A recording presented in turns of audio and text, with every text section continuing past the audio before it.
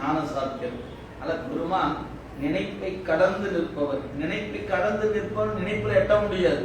சித்தமும் செல்லா செச்சியன் காண்க. அறிவு போகாது தம்பி, போகாது.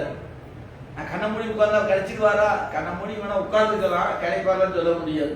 கிடைக்கலாம், கிடைக்காம போவார். அப்ப உட்காராம விட்டு கும்பாடு, நீ உட்காராம போ கும்பாடு கிடைப்பார. நான் உத்தரவாதம் கொடுக்க முடியாது. ஏன் இன்ன தன்மையில் என்று அறிய ஒன்னா எம்மா. இந்த வரி எவ்வளவு பொருந்தும் என்பதை நீங்க நமக்குள்ளேயே ஒரு பரிசோதனை செய்து பார்த்தீங்கன்னா உங்களுக்கு தெரியும்.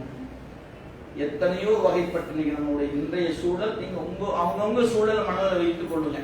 எவ்வளவு பெரிய செல்வம் அல்லது கல்வி அல்லது ஒரு தவம், இப்படி ஏதோ ஒரு பட்டியல் போட்டு வச்சு பாருங்க.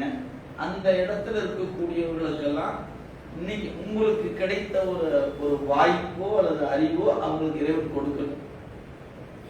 பிறப்பால் உயர்ந்த பிறப்பு, உயர்ந்த பிறப்பு, செல்வம் குறை ஒன்றும் இல்லை, கல்வி குறை ஒன்றும் இல்லை, எல்லாம் இருக்குது, ஆட்சி இருக்கிறது, அதிகாரம் எல்லாம் தான் இருக்குது. ஆனா என்ன வாய்க்கல? பர்மிஷன் கிராண்டட் ஆகலையே. நீ சிந்திச்சு பாருங்க. இன்னைக்கு தமிழகத்துல எத்தனை கோடி கணக்கான செல்வத்தை வைத்துக் கொண்டிருப்ப எத்தனை கோடி இருப்பாங்க கணக்கு போடுது. 8 கோடி மக்கள்ல எத்தனை கோடீஸ்வரர் இருப்பாங்க? சும்மா ஒரு 1000 பேர் இருப்பாங்களா கோடீஸ்வரன்? நான் சொல்றது கோடிங்கன்னா 1 கோடி வச்சிருக்க கோடின்னு நினைச்சிடாதீங்க. கணக்கு இல்லாம கோடி கணக்கு செல்வம் இருக்குதுன்னு நினைக்கக்கூடிய ஆட்களை ஒரு 1000 பேர்த்து எடுக்கலாமா? 8 கோடியில எடுக்கலாம். சரி, 1000 பேர் வச்சுக்கோ. சும்மா நான் சொல்றது ஒரு தோராயமான கணக்கு தான் சொல்ற, வேறு நோக்கு தான். இந்த 1000 பேர் நினைச்சாங்கன்னா 276 கோயில போட்டி போட்டு தட்டு எடுத்துக்கலாமே. எடுக்க ஒரு ஆள் வருவாங்க.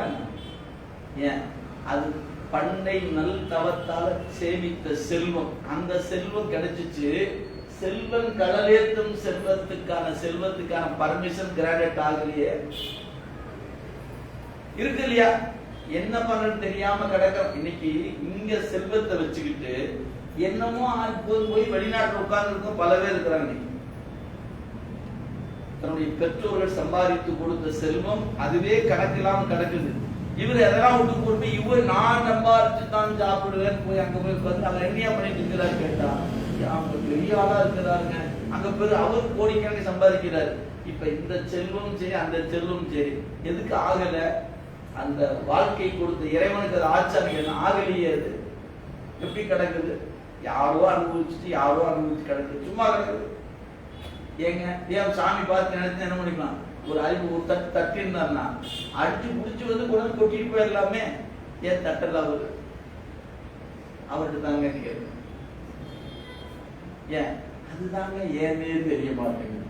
அதைத்தான் ஞானம் சொல்றது, பெரியர் அறிவாரவர் பெற்றியே. சிந்திச்சுப்பாங்க. செல்வம் இருக்கிறவனுக்கு அறிவை கொடுக்கல, அறிவு இருக்கிற செல்வத்தை கொடுக்கலையே. சரி, எல்லாத்தையும் கொடுத்துட்ட வாய்ப்பை கொடுக்கலையே. இன்னைக்கு நீங்க கொஞ்சம் அப்படியே கொஞ்சம் சிந்திச்சு பார்த்தீங்கன்னா பல இடங்கள், 1 2 இல்லைங்க, பல இடங்கள்ல போய் பாருங்க. இங்கேயோ ஒரு மூலையில அடுத்த நேரத்துக்காக ஒரு உணவு அல்லது உங்க வாழ்க்கை என்ன ஆக போகுதுன்னு கேள்வி கேட்டா பரிசுத்த தெரியாத நபர்கள் கோயில் திருப்பி எடுத்து பண்ணிட்டு உட்காந்துக்கிறாங்க. என்ன இப்படி இருக்கிறப்ப உங்க வாழ்க்கை என்ன ஆகுது? ஆண்டவன் பார்த்து பாருங்க, ஏதோ நான் என்னால முடிஞ்சு பண்றேன். அவங்களுக்கான இருப்பிடம் கூட இல்லாத நிலையில இன்னைக்கு இறைவனுக்கு செய்துட்டு இருக்கிறாங்க. பல கோடிக்கணக்கான செல்வத்தை வைத்திருப்பவருக்கு இந்த அறிவை இறைவன் கொடுக்கலையே. ஏன்? அது நீங்க சிந்தித்து பார்த்தா தான் ஏன் அதுக்கு பர்மிஷன் கிராண்டட் ஆகலன்னு அவர் கொடுக்கணும் இல்ல. ஏன்? அவன் தாங்க யார்கிட்ட வாங்கணும்னு முடிவு பண்ணணும். இவர்கிட்ட வாங்கலாமா வேணாமனா உடவர, அவர்கிட்ட வாங்கலாமா வேணாம உடவர, யார்கிட்ட வாங்கலாம்?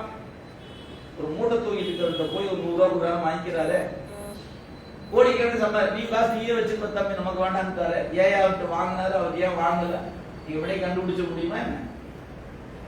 நம்ம அறிவு நமக்கு தெரியும். ரொம்ப உழைப்பு, நல்ல செல்வம், நல்லா இருக்கு, ரொம்ப பாராட்டக்கூடியவர் தான். ஆனா அவர் எங்க வரல? அந்த பெருமானுக்கு கொண்டு கொடுக்கறதுக்கு அவருக்கு வர வாய்ப்பு இல்லை. ஆனா அதே சமயத்துல எங்கேயோ போய் ஒரு சாதாரண ஒரு கூலி வேலை செய்யறாரு, ஒரு 150 ரூபாய் சம்பாதிச்சு 100 ரூபாய் சாமி கொடுக்குறது அவன்கிட்ட வாங்கிக்கிறாரு. சாமி மனமும் வாங்கிக்கிறாரு. சில பேருக்கு 100 ரூபாய் சம்பாதிச்சு 100 ரூபாயும் வாங்கிக்கிறாரு. வாங்க மாட்டேங்கிறாரு. ஏங்க, ஆறறிவார் அவர் பெற்றி. எனவே நீங்க என்ன சிந்தித்தாலும் அவன் நம் சிந்தனைக்கு அப்பாற்பட்டவன் என்பதை மறந்து விடக்கூடாது. நமக்கு எல்லாமே தெரியுமா? நமக்கு ஒன்றும் தெரியாது. உங்களுக்கு என்னதான் தெரியும்? ஏதோ கொஞ்சம் தெரியும், அவ்வளவுதான். அது கொஞ்சம் தான் நம்ம ரொம்ப அது புறக்கணிக்கத்தக்க அளவுதான் எனக்கு தெரியுமே ஒழிய நான் அவனை முழுமையாக அறிந்தவன் அல்ல. இதுதான் எல்லா ஞானியும் பாடியிருக்கிறாங்க.